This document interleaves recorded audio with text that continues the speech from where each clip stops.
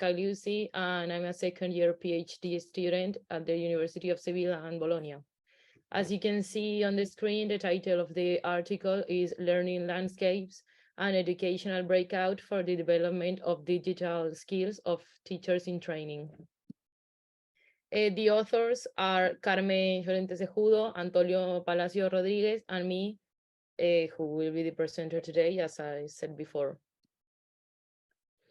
Well, in our paper, there are 6 different parts, a more theoretical one, which is the introduction, the methodology, the results, and finally, the discussion, conclusion, and references that have been used. Today's topic is of particular interest to those of you who want or are interested in applying a gamified practice through the digital educational breakout. So I encourage everyone to read it because the results show that the proposal is suitable for university teaching, and all of the subjects of the study perceived this strategy as valuable for their training. So let me first give you a brief overview of the introduction, because it explains the concept of gamification, which is an idea on which the research is based. First of all, it is essential and interesting to review this concept due to the ambiguous and on many occasions erroneous use of the term.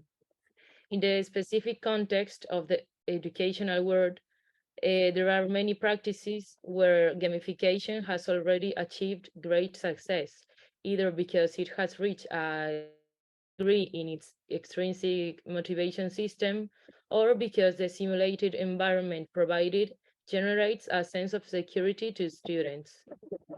The goal of gamification lies in favoring students' learning, promoting their commitment to it, and making them active participants in their learning process through playable activities that promote meaningful and lasting learning. In addition, in the article, we explain the characteristics of gamification as the competition and collaboration that are generated in unison for users to reach certain objectives or achievements set in advance. Let's now look at this slide, which shows the differences and similarities between gaming, gamification, and game-based learning.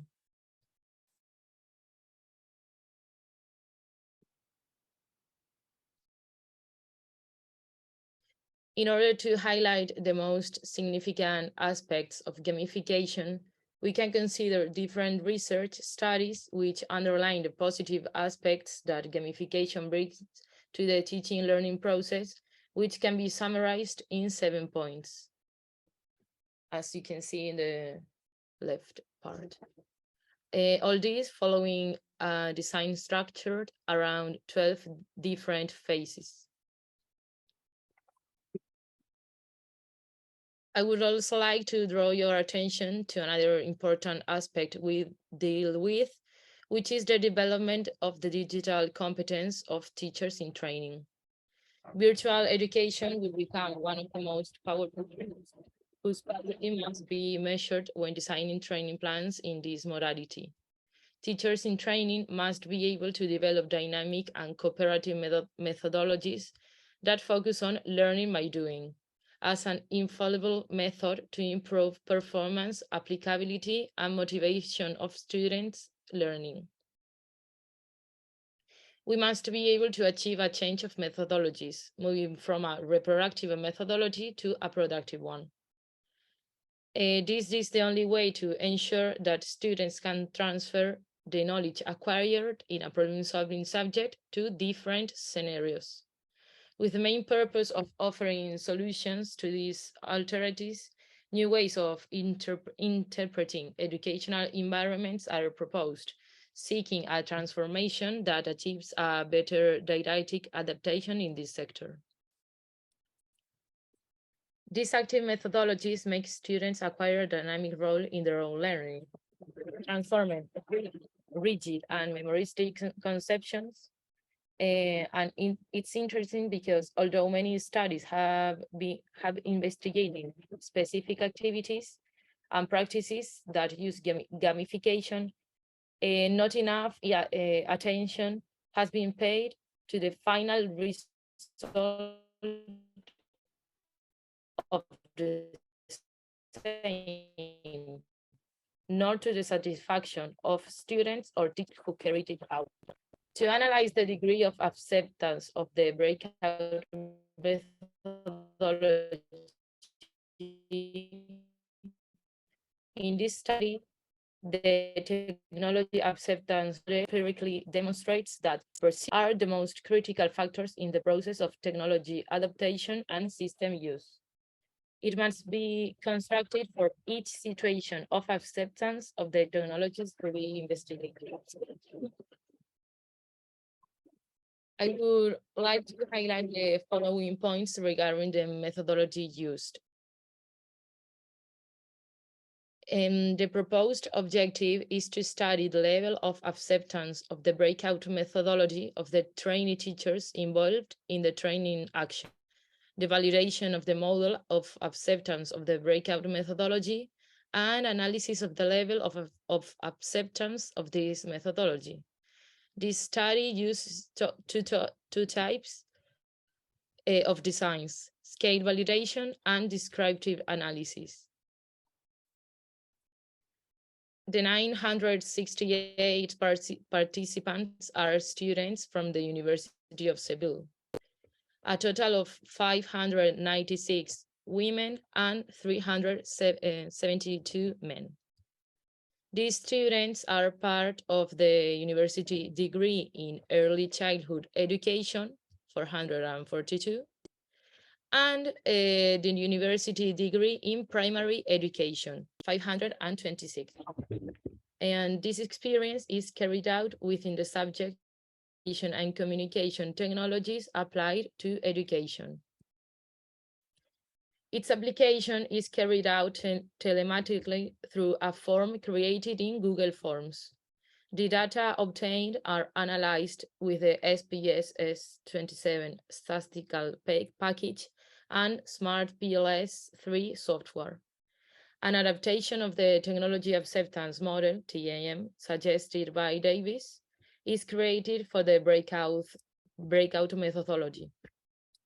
For this reason, before describing the data, we proceed to validate the adaptation made, presenting 6 tables that you can see in the article. And what conclusion can we draw from this?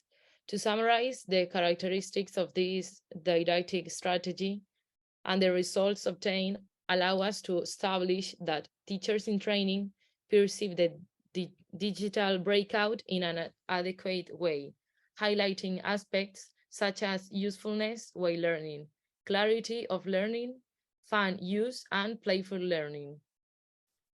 A TAM model used can serve as a predictor that explains the attitude towards the breakout strategy and its incorporation in university education.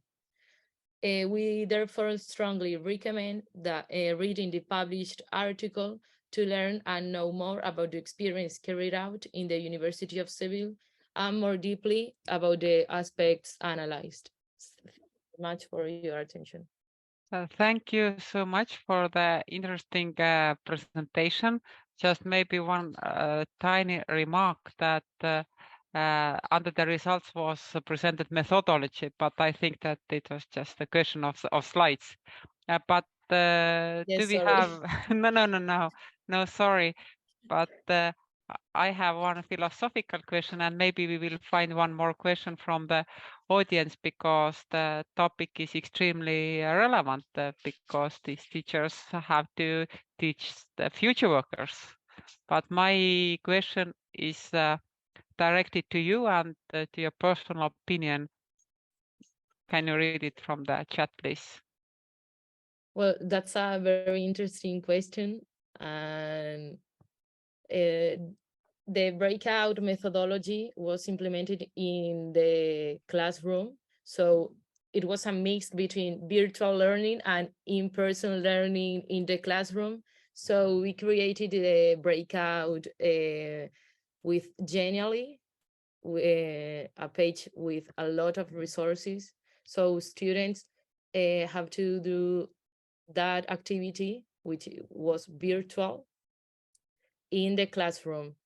So I think the balance is like shake all the virtual learning and in-person learning, because with that methodology, you have to be very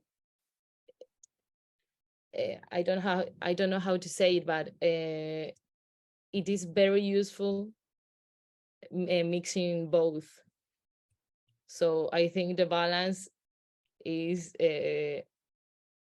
searching the two, I don't know. Sorry. Thank you. But we have a little discussion going on chat. There is a question or comment on flipped classroom method, and also Carla has some comments. If you can read and respond, please.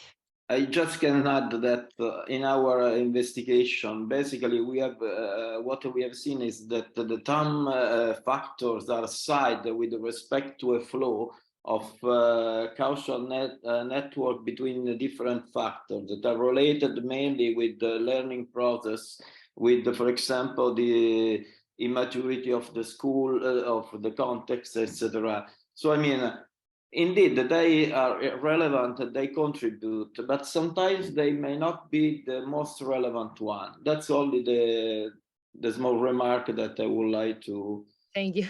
come to you. Thank you.